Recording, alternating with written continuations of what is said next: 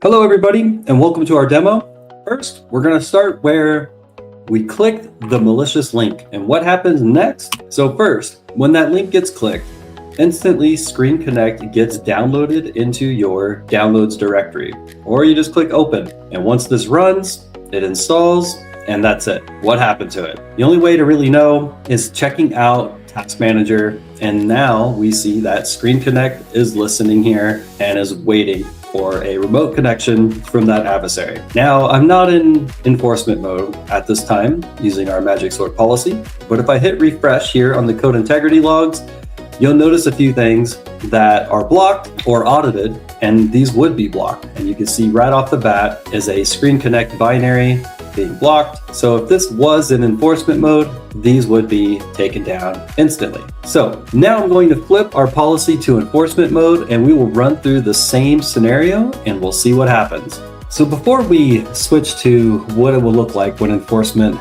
occurs, we are going to just show here in the portal how easy it is to switch from audit to enforcement. And it's as simple as this. Click the button. We give you a quick enablement related to enforcement, which basically just evaluates your policy, makes sure enough changes occurred on it regarding, tuning, any audit data that has been converted over, how many versions, and if you have intelligence attached. Once we do that, it will flip to enforcement, and now the party may begin. And if you're wondering just how much intelligence we have regarding ScreenConnect, we're going to go ahead and just dive into the policy here and see for ourselves exactly how much in here is related to ScreenConnect. Now, there is a couple points of intelligence that we push with our product. And first, real quick, is just ScreenConnect. This all comes from the LOLRMM project. And you can see here too, there's a malicious instance of at least potentially a fake signer that's on our actively exploited signer feed. But we have about 15 points of interest here that will help us block ScreenConnect across your fleet if you're not using it.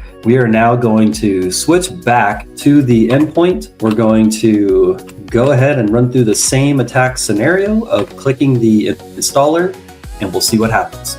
So now we're back here on the endpoint. This time we're going to be in enforcement mode. I brought up the UI element for MagicSword deployer. I know I'm in enforcement mode because now it says enforcement is active. So from this particular onset, what I'm going to do is actually just kill the ScreenConnect process that's running. I'm going to go ahead and go back to the downloads directory here and just double click the installer again.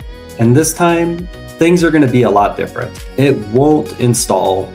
It will not be able to get the binaries landed on disk in the programs directory. It won't really make it any further. So let's refresh our code integrity logs here, and you'll see instantly that we have ScreenConnect client service, and all of it is just being completely denied from installation on the endpoint. I hope that was interesting and able to show you how quickly we were able to get prevention of ScreenConnect to stop these types of threats from occurring across your fleet. Thank you. Have a good day.